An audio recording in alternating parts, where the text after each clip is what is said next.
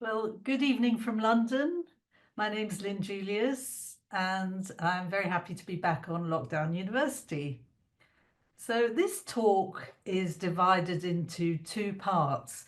Today, I will present the Sassoons, the Baghdadi Jews who built an extraordinary commercial empire in the 19th century. I'll be giving a second talk on the 6th of February, and that talk will primarily focus on the Kaduris, who were rivals to the Sassoons in the Far East, and sundry other Jews who worked in Shanghai. Both the Sassoons and the Kaduris played an important role in opening up the city to the world between the two wars. With its department stores, hotels, gambling casinos, and nightclubs, Shanghai became known as the Paris of the East. The story begins with the Sassoons. The Sassoons belonged to the oldest Jewish diaspora in the world, the Babylonian diaspora in present-day Iraq. This diaspora dated back 2,600 years to the exile of Jews from Jerusalem after the destruction of the First Temple. The Babylonian Jewish community contributed the Babylonian Talmud to Judaism. Jewish fortunes waxed and waned under the rule of the Greeks, the Medes, the Sassanids, the Umayyads, the Abbasids, the Seljuks, and the Mongols. In the 16th century, the Turkish Ottomans established their rule. Baghdad was a city of trade. The Sassoons were a wealthy family which had lived in Baghdad for 800 years. They were the nearest thing to Baghdad royalty. The patriarch of the family was Sheikh Sassoon ben Salah.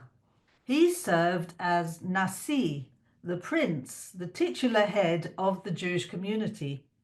In 1781, Sheikh Sassoon became chief treasurer. In 1829, the Baghdad governor Dawood Pasha wanted to break away from the Ottoman Sultanate. He oppressed the Jews, wanting to extort as much wealth from them as possible. He jailed Sheikh Sassoon's son David, who was then aged 37, to force him to pay a fat ransom. He threatened to hang David if he did not pay. The harassment dealt a devastating blow to the family. The Sassoons lost their wealth and influence and decided to leave everything and start anew elsewhere. David escaped to Bushire on the coast of Iran, eventually settling in Bombay, India. India was the crown jewel of the British Empire. The British Empire was the most powerful in the world. It was opening up new trade routes. In India, David Sassoon thrived even more than he had in Baghdad. And you can see Baghdad here on the top left-hand corner. You can see Bombay on the west coast of India. In Bombay, he bought and sold cotton, wool, gold and silver, tea, silk, spices, and pearls. He exploited his connections and unrivaled commercial experience to become an important bridge between the traditional Middle Eastern world of trade and the global economic system that was developing under the British Empire. Eventually, Sassoon set up a commercial enterprise stretching from Bombay and Calcutta to Burma, Indonesia, Singapore, Hong Kong, Japan, and Shanghai in China.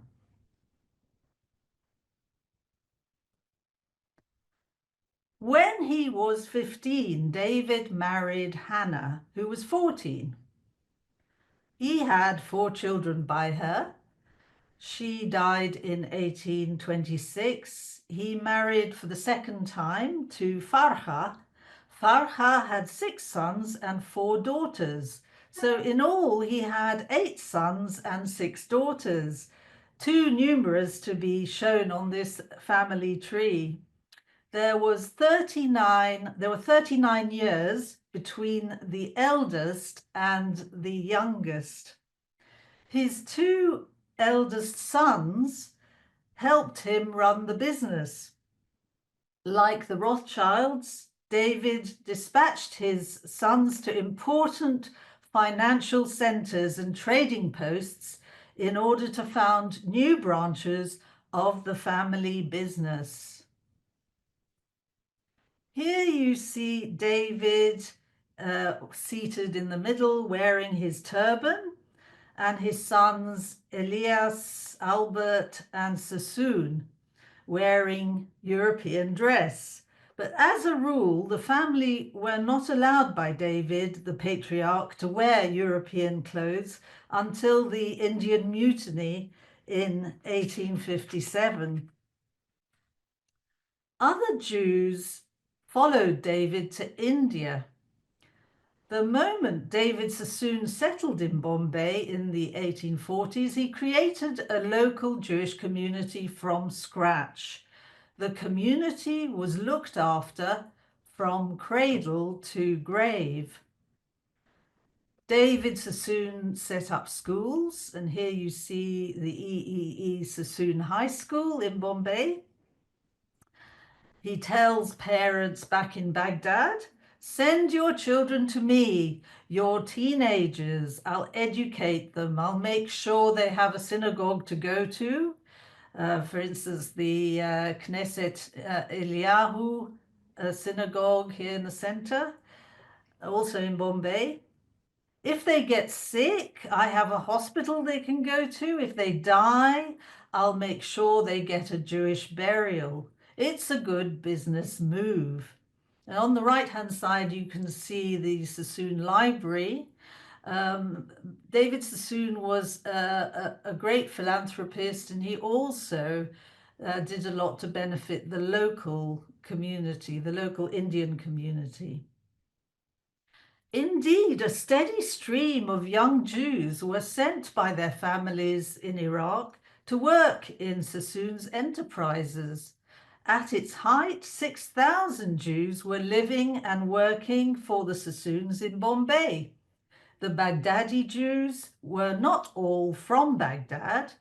They could be from Aleppo, Cairo, Yemen, or even Persia. Employing Jews from the Middle East paid off for the Sassoon family, as it helped them preserve trade secrets in a highly competitive milieu. The Sassoons wrote in Judeo-Arabic, and that is Arabic written in Hebrew script. This was like a secret code.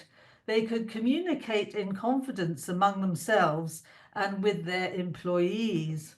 You might have heard of The Global Merchants, this book here by Joseph Sassoon.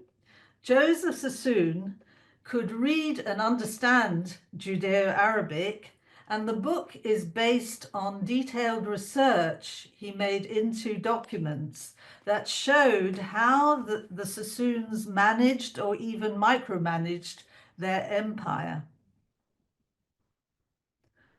David Sassoon added, sorry, just a sec, yeah. David Sassoon added Hindi to the languages he spoke, Hebrew, Turkish, Persian, and Arabic. Funnily enough, he did not speak English. Nonetheless, he was hailed by the British governor of Bombay as the first of our non-European merchants in wealth and responsibility. He and his family were Orthodox Jews, but Sassoon became an Anglophile, studying British history, hiring a tutor to teach his children English, and even arranging for the text of God Save the Queen to be translated into his native Judeo-Arabic. In 1853, he was granted British citizenship. David's interests aligned with those of the British Empire. Indeed, the Sassoons aspired to be more British than the British.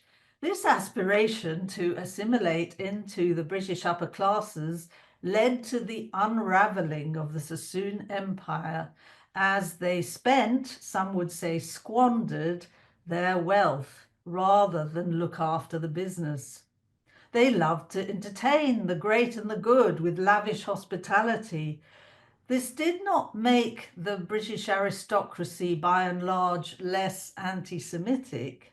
They referred to the Jews as boxwallers, upstarts, but were happy to take advantage of the Sassoons' largesse. David's descendants were sent to England to be educated at public schools like Harrow and universities like Cambridge. David himself died in 1864. Most of David Sassoon's sons moved permanently to England. The children soon distanced themselves from their Jewish roots. Some fell on hard times. Take the daughter of Sir Percival David. Sir Percival was the son of David Sassoon's daughter Hannah. Sir Percival was a great philanthropist and collector of Chinese art and porcelain, which he bequeathed to the British Museum. A friend of mine tracked down Sir Percival's daughter to a council estate. Yes, she lived in public housing. But at the turn of the 20th century, the Sassoons formally joined the British aristocracy. They received knighthoods and invitations to exclusive events in the presence of the royal family and government leaders. They built mansions and castles. For instance, Philip Sassoon's estate at Port Lim, I believe it's pronounced, now a hotel and safari park, and that is near Hythe in Kent. The following generations were either childless or assimilated completely into high society. There was one exception to this assimilationist trend: David's son Suleiman. His branch of the family remained Jewish, indeed Orthodox. After David's son Suleiman died, his wife Flora, took charge of the business, David Sassoon & Co., and was the first woman to run a global business very successfully, apparently. She was a remarkable woman, an observant Orthodox Jew. She always traveled with her own minyan, or prayer quorum of 10 Jewish males. She was a strong supporter of the Balfour Declaration and a staunch Zionist. She was a scholar of the Torah. She often hosted great luncheons and dinners with Middle Eastern food, meticulously following the laws of kashrut, and she always traveled with her personal shochet, or ritual slaughterer. While she lived in India, Flora Sassoon was a supporter of Valdemar Haffkine, who invented a vaccine against cholera, and she encouraged reluctant Hindus and Muslims to take it. Once she moved to England, she generously answered appeals from Jews in need. Her son, David Solomon Sassoon, was known as the bibliophile. In fact, he wrote a book himself called A History of the Jews in Baghdad, having visited Baghdad and Iraq. So he was the bibliophile. He was the Sassoon who assembled a priceless collection of Judaica. And the books and artifacts come up for auction from time to time. You might have heard of the Sassoon Codex, which fetched $38 million at Sotheby's. David Solomon Sassoon bought the Farhi Bible, which I believe is kept locked in a Swiss bank vault. As far as I know, his descendants now live in Jerusalem, and several are rabbis.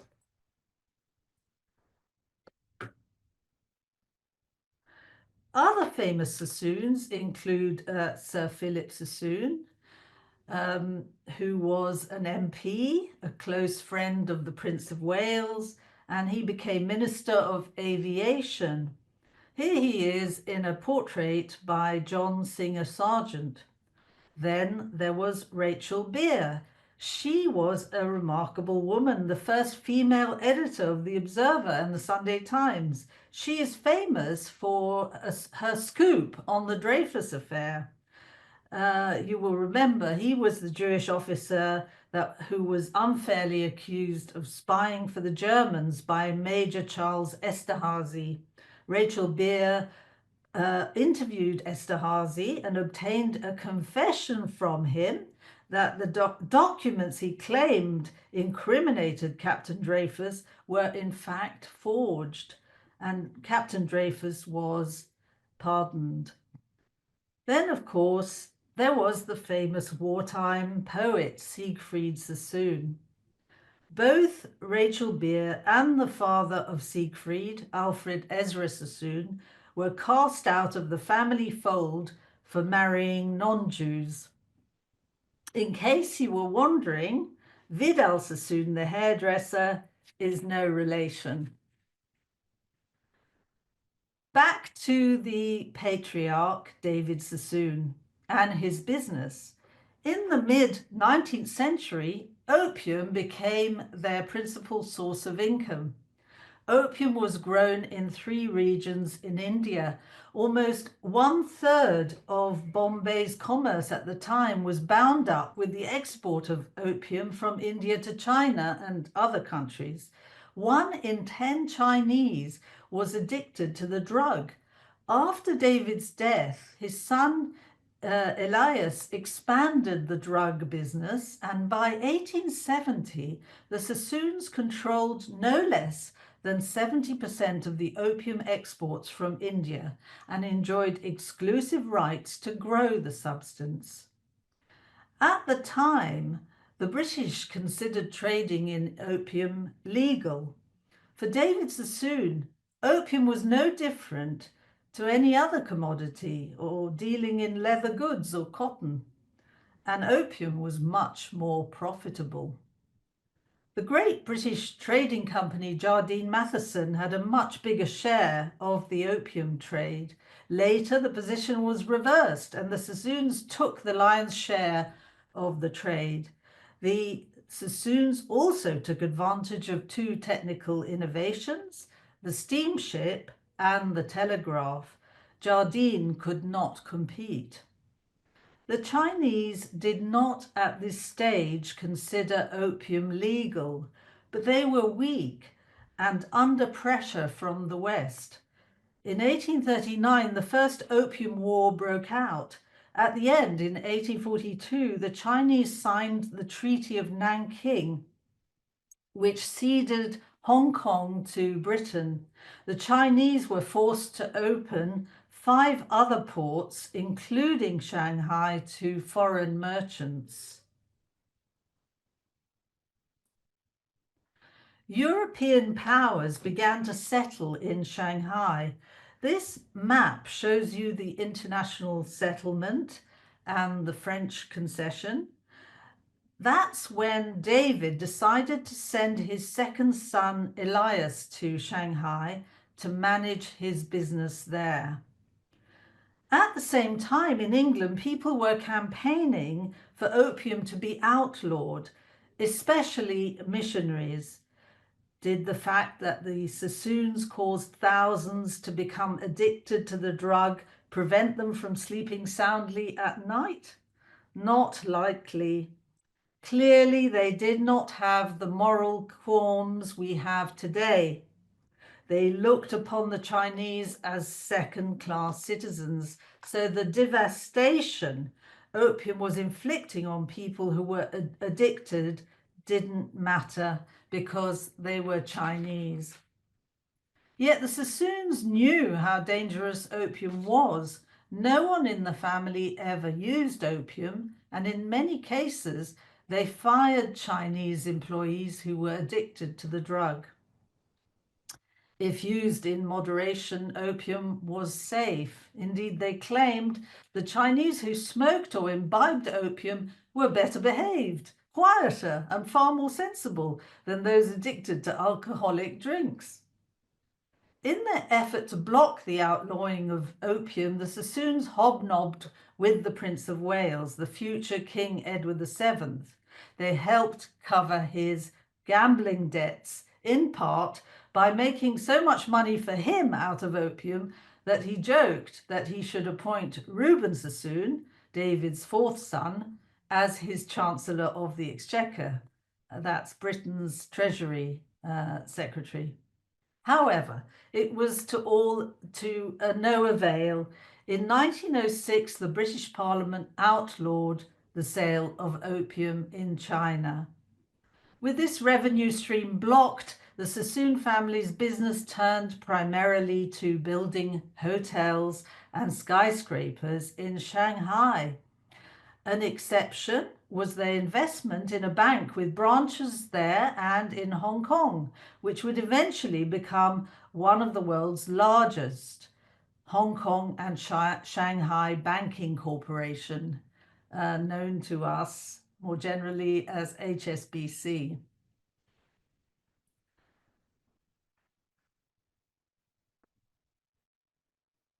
A satellite Baghdadi Jewish community soon grew in Shanghai.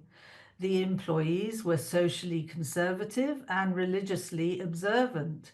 The Sassoons even brought ritual slaughterers to Shanghai to teach Chinese butchers kosherring techniques so there would be food available for the family's employees. Indeed, because initially all the Jews who arrived in Shanghai worked for him, the Chinese word for Jewish workers was Sassoons. According to George Hayim, whose father Ellis Hayim also became a Shanghai millionaire, the men in his family had names like Ezekiel or Gurji, George. The women had names like Farha, Flora, or Musli, anglicized to Maisie. Their names seemed interchangeable. Many intermarried with cousins. George Hayim, by then an English gentleman, made fun of them, imitating their speech. Baghdad different. We have name, son of father's name. We go to Europe. We make new life, make new name. We being all born on 1st of January. This was because very few knew of their exact date of birth. Nearly all the Baghdadi Jews started out in the country in one of Sassoon's companies. One of these arrivals was Eli Kaduri, who within a few years would become the Sassoon family's greatest business rival. In 1880, the family patriarch Eli Kaduri arrived in Shanghai via Hong Kong and Bombay. In Shanghai, he worked for E.D. Sassoon and soon amassed a fortune. In the early 1920s, the Kaduris built their iconic residence, Marble Hall, modelled on the French palace of Versailles.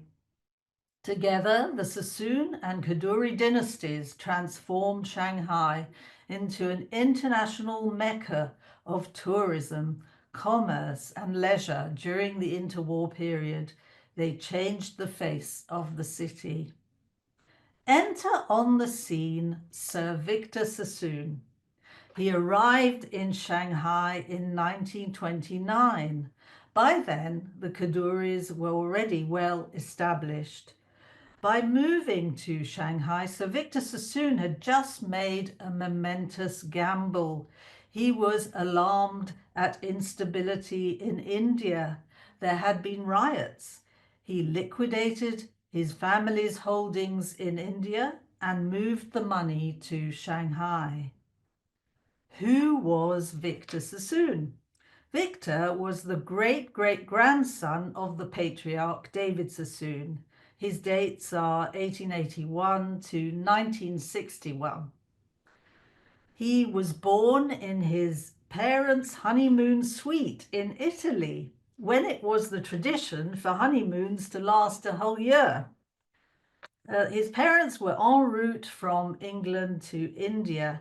His mother, Leontine Levy, was the daughter of a wealthy Cairo merchant. His father was Sir Edward Elias Sassoon, born in Bombay. Victor was sent to Harrow School in London. He was unhappy there as his father had given him a meagre allowance. His younger brother Hector was his father's favourite.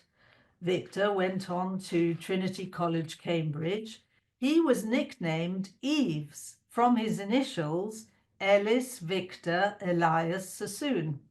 He was keen on amateur dramatics and took part in the Cambridge Footlights, playing many roles. He loved the theatre and later on the cinema, which he sometimes frequented 3 times a week, often in the company of film stars.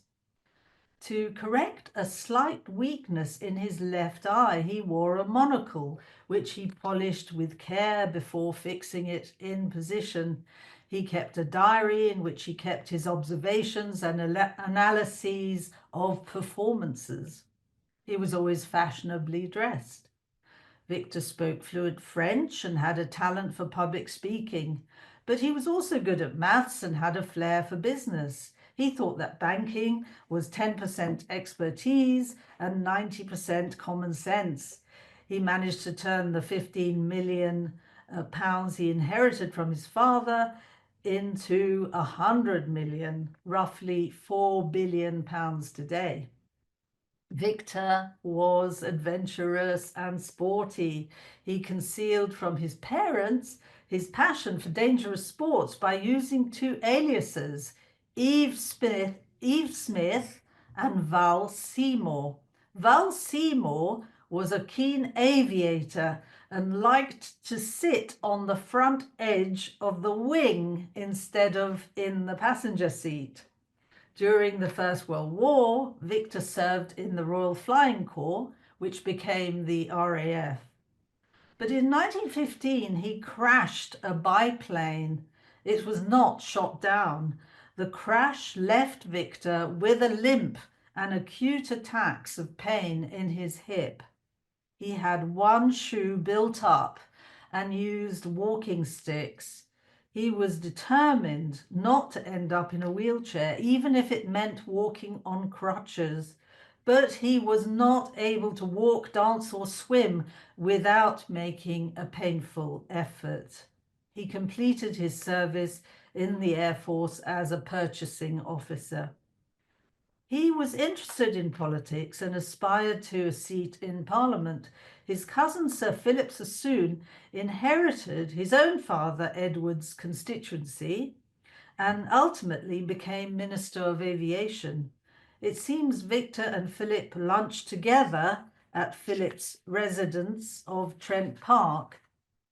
Although he worked very hard to win a seat in Parliament, Victor lost by a few hundred votes. He always worried that he might not make a good enough politician because he found it hard to remember faces. In his diary, he recorded and underlined names, often posting photos of people who he had met, which he had taken of them even before he'd been properly introduced. Sometime later, the person would receive a copy of the photo. Victor became Sir Victor when his father Edward inherited the 2nd Bombay baronetcy. Because he never got on with his father, Sir Victor was eager to leave London and take care of the family interests in India, which included 14 textile mills employing 20,000 workers. Sir Victor was chairman of E.D. Sassoon and Co. He represented the Bombay Mill Owners Association in the Bombay Legislative Assembly. He entered the chamber wearing a grey top hat, a morning coat, and a carnation in his lapel. But the growth of Indian nationalism convinced Sir Victor to reduce his business interests and make China the main centre of his firm's activities. Higher taxes and production costs had made it impossible to compete with Indian firms. By contrast, he thought that China was more likely to accept foreign finance. Indeed, they seemed to be doing all they could to attract foreign capital and experience. But China was in the middle of a civil war, and there was a campaign against treaties with the Western powers that would put China at a disadvantage. To the alarm of bankers and politicians, Sir Victor transferred millions from Bombay to Shanghai. After 1929, he moved his headquarters there. He acquired some of the finest real estate in the international settlement. He constructed Shanghai's largest hotels and residential blocks and invested in a huge diversity of businesses, from banking and breweries to tugboats, tramways, and laundries. Thanks to his vision and money, Shanghai soon had the tallest buildings outside the US. He built Embankment House, the largest building on the China coast, with a frontage of 1/4 mile. There followed Hamilton House, a big apartment hotel, Cathay Mansions, and Grosvenor House, as well as a multitude of Chinese homes, shops, theatres, and offices. By the mid-1930s, Sassoon was the top property developer in Shanghai, if not in all China. Sir Victor's crowning achievement, however, was Sassoon House, a landmark on Shanghai's Bund. The building housed the E.D. Sassoon's offices and the Cathay Hotel, today known as the Peace Hotel. And the hotel, with its 250 bedrooms and suites, ranked one of the most prestigious hotels in the Far East. In the Cathay Hotel, he lived in the penthouse on the 9th floor. The hotel was described as an Art Deco rocket rising from the Wangpu River. The Cathay eclipsed the Majestic, owned by the great rivals to the Sassoons, the Kaduris.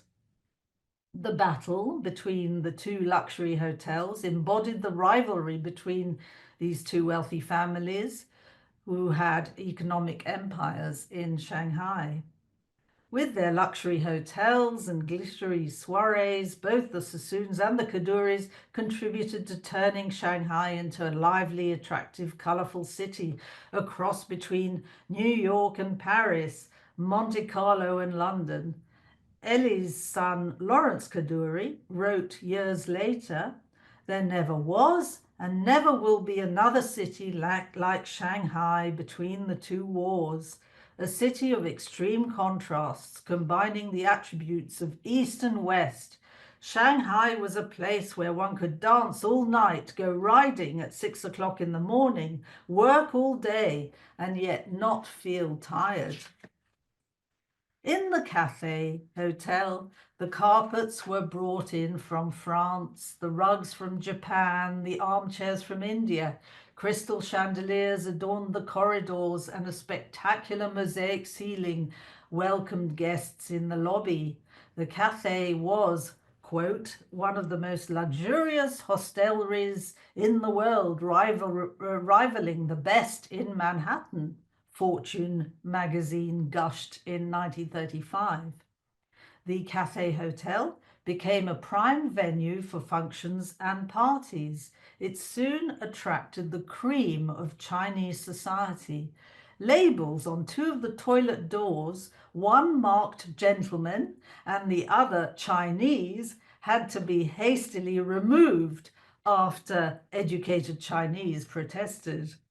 One asked whether an audience ought to be addressed as Jews, gentlemen, and Chinese. Sir Victor also built two villas.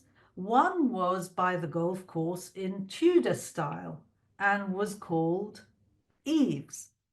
Door and window handles bore the Eve logo.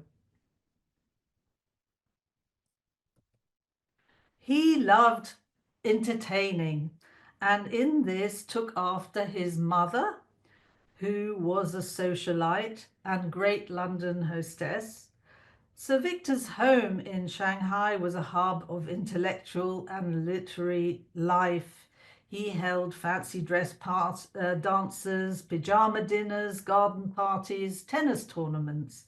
He loved gadgets and became known as the gadget king of the empire. His walking sticks unscrewed and out would pop a glass or plastic tube, which he would fill with his favorite cognac.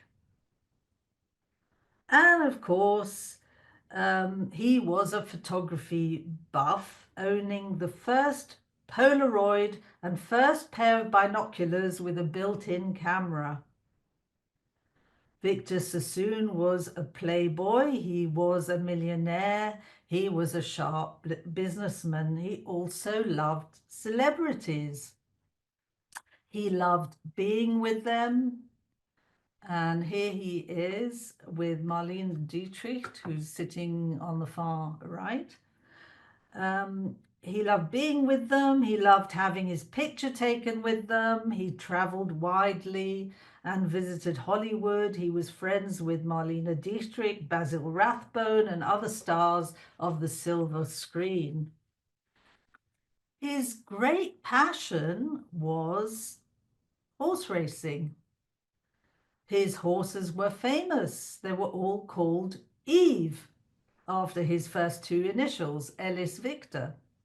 Dewy Eve, Happy Eve, Holiday Eve, Wednesday Eve, Honeymoon Eve, Opera Eve, and so on. His other great passion was women. Emily Hahn was a Jewish writer for The New Yorker. She smoked cigars and drank. She arrived in Shanghai as part of a grand tour. She was 32 when she met Sir Victor. He was impressed by her brilliance and beauty. She spent 6 years in Shanghai until the Japanese invasion of Hong Kong in 1941. And these years were the most tumultuous of her life. She was in the habit of taking her pet gibbon, Mr. Mills, sorry, just go back, Mr. Mills, to dinner parties, dressed in a diaper and a small dinner jacket. She lived in Shanghai's red light district, and she was thought to have had an affair with Sir Victor.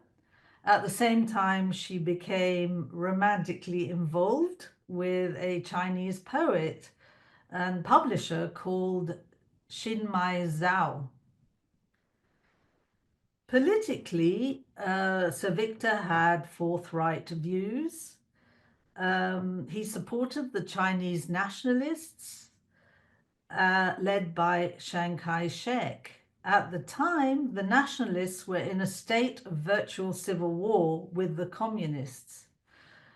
Sir Victor was a great philanthropist, supporting medicine and education for the Chinese, as well as his Baghdadi Jewish community. The Sassoons and the Kaduris had very different attitudes towards the Zionist movement, which was then developing.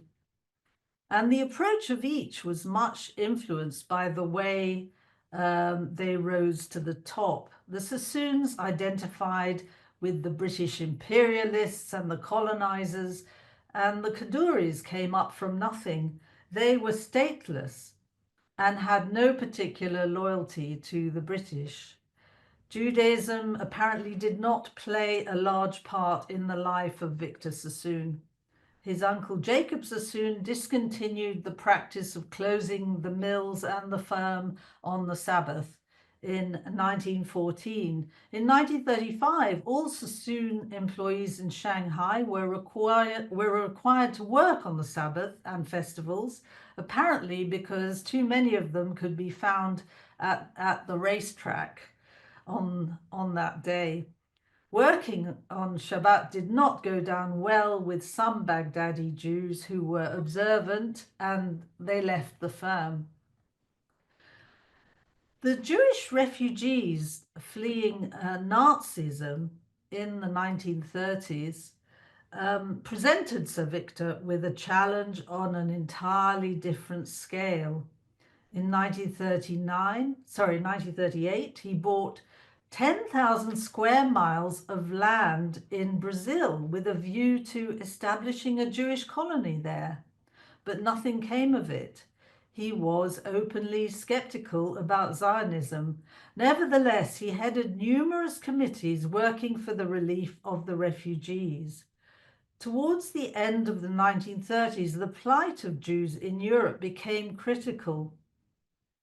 One country after another slammed its gates in the faces of the refugees. Shanghai was one of the few open cities which did not require arrivals to have a visa. When Eli Kaduri saw that no assistance was forthcoming from the Americans, he turned to his great business rival, Victor Sassoon, to recruit him for the mission. Eli Kaduri says to Victor Sassoon, "Victor, you have to stop being the playboy. You have to take the lead here. You have to help these refugees. I will follow you, but you have to do this." The Japanese and Chinese had been waging war intermittently for a century, with Japan coveting Shanghai. Sassoon was apparently concerned about what would befall his business if Japan invaded China, and no less about the fate of his family in London in case of a German invasion. Nevertheless, he agreed to Ellie's request. He contacted none other than Charlie Chaplin, then the leading actor in the American motion picture industry, and asked him to host a fundraising event in 1937 in the States for the refugees in Shanghai. Chaplin agreed immediately and even donated part of his earnings from his film The Great Dictator to the cause. During World War II, Sir Victor really rose to the occasion. As Jonathan Kaufman, author of this book here, The Kings of Shanghai, as he writes, he really did try to use his influence in Hollywood and everywhere else to try to speak out against the Nazis and to find a way to stop the tragedy that was unfolding in Europe. As 18,000 European Jews traveled 5,000 miles from Berlin and Vienna and streamed into Shanghai fleeing Nazism, Victor Sassoon negotiated secretly with the Japanese. The Japanese resisted urgings from the Nazi representatives to pile Jewish refugees onto barges and sink them in the middle of the Wangpu River. To quote Kings of Shanghai by Jonathan Kaufman, together the Sassoons and the Kaduris did something that Jews in Europe and Palestine and even the United States couldn't do. They protected every Jewish refugee who set foot in their city, among them thousands of children. Kaufman calls it one of the miracles of World War II.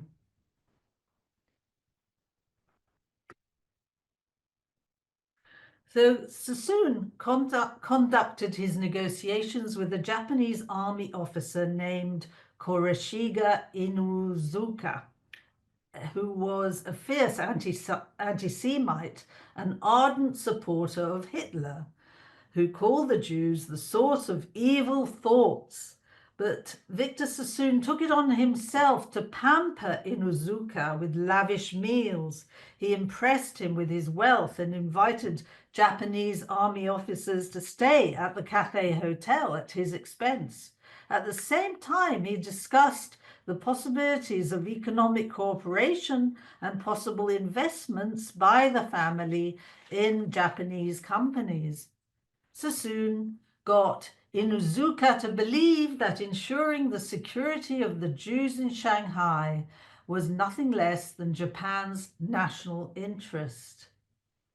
The two conducted intense negotiations for 2 years until in August 1939, Japan announced that it would not allow any more Jews to enter Shanghai.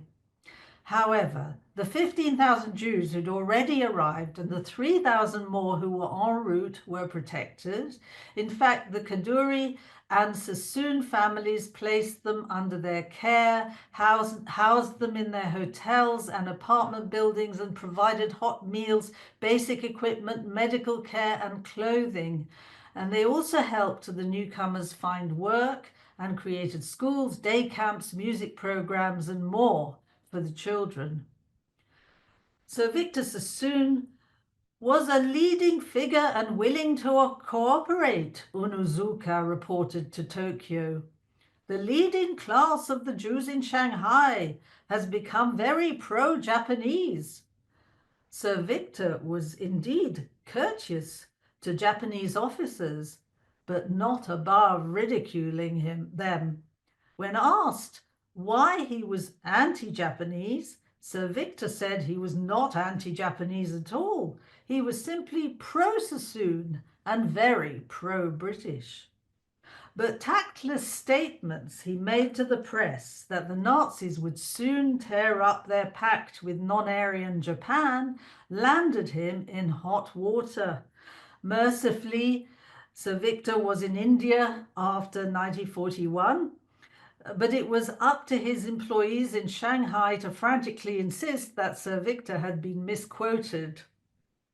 In the end, courting the Japanese did not help either the Sassoons or the Kadoories or Shanghai's Jewish community.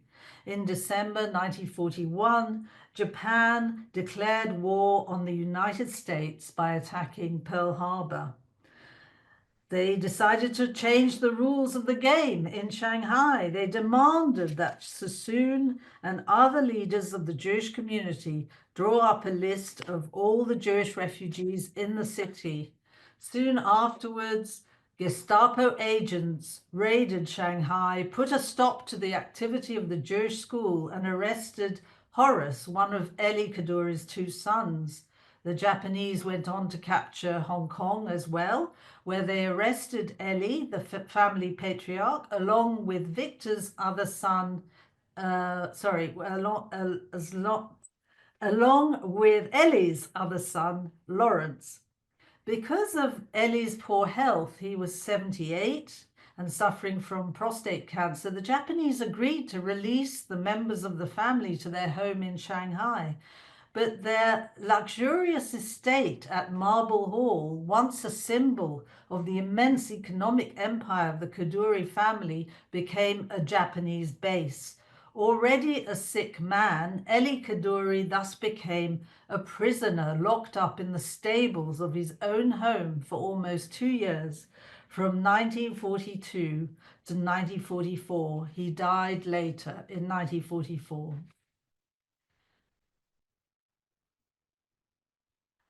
Baghdadi Jews who were British nationals were sent to internment camps in Shanghai. They were interned as Brits, not as Jews. The Jewish refugees from Nazi Germany were not interned. They were German citizens. The students of the Mir Yeshiva in Lithuania who were rescued with the help of the Japanese diplomat Chiune Sugihara were relocated from Kobe, Japan, to the Shanghai ghetto. The liberation of Shanghai at the end of the war meant freedom for the Kadoorie and Sassoon families as well. For the first time in more than 100 years, the Chinese controlled the entire city. But this was no more than a temporary reprieve. The Americans liberated Shanghai, but then turned power over to the Chinese Nationalist Party. When he returned to Shanghai in 1948, Sir Victor thought the nationalists would take over, but they were trounced by the communists. The Jewish presence that had once shaped and enlivened Shanghai was now considered foreign. Sir Victor was convinced that the foreigners would not be driven out without adequate compensation. He himself was still worth $10 million. When a reporter asked if it was true that he was the third richest man in the world, Sir Victor replied, "I never contradict that because it's good for credit."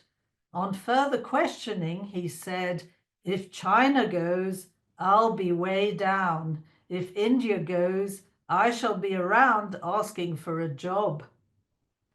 Most foreigners prepared to leave when Mao Zedong proclaimed the People's Republic of China on the 1st of October 1949. Sir Victor never got compensation for his property. Faced with a huge tax bill, he paid the Chinese for them to take over the Cathay Hotel.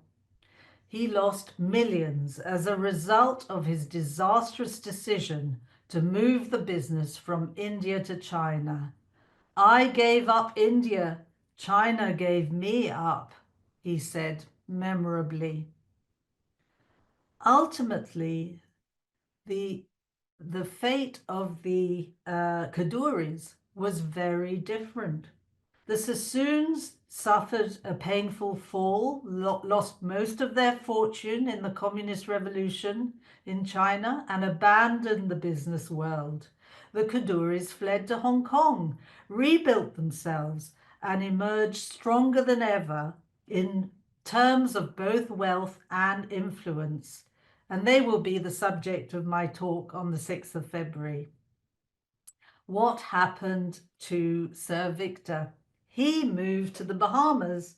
Although his fortune took a severe cut, the Miami Herald found him still on good form, a good conversationalist, friendly, amiable, with a lively sense of fun. And I quote, "He is still every inch a bon vivant, and despite his graying hairs, has a great deal of energy and sparkle of youth, especially in his eyes." In 1950, he became wheelchair-bound, but still traveled extensively. When asked why he had never married, he replied, "I promised at least 50 women that I wouldn't, and can't bring myself to disappoint that many." He finally plucked up courage at the age of 78, and on the 1st of April 1959, I think the date was not a coincidence, he married his 39-year-old Texan nurse, Evelyn Barnes. Her name, Evelyn, might have had something to do with it, but she was more commonly known as Barnesy. They were married in the Bahamas, where he had made his new home. When asked if he recommended marriage, he said, "Yes, but the first 70 years of bachelorhood are essential if you are to make the correct choice of a wife." Sir Victor continued to pour vast sums into breeding horses. He owned more than 200. Sir Victor died in Nassau in the Bahamas in 1961 of a heart attack, 5 months short of his 80th birthday. He thought he would be remembered not for his business affairs nor his politics, but for the fact he owned the best racing horses of the century. He once quipped, "There's only one race greater than the Jews, and that is the Derby." So with that, thank you very much for listening. If you'd like to ask any questions, I'll try and answer them. I just have to find the questions. You see where it says Q&A, or you might need to click more on the right It's like 3 boxes. I've clicked more, but can't see anything. Sorry. The Q&A come up as a pop-up, or can you see the Q&A where there's the red Oh, cell? yes, Q&A pop-up. Yeah, got it. Thank you.